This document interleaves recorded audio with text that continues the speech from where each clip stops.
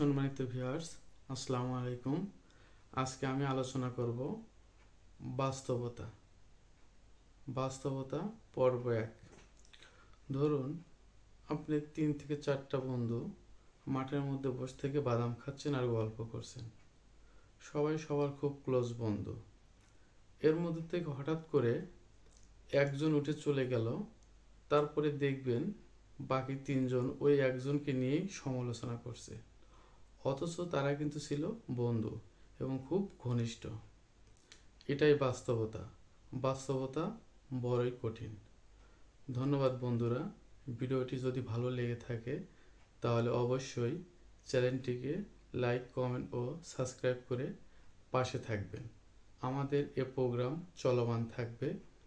আজকে শেষ করছি বাস্তবতা পর্ব 1।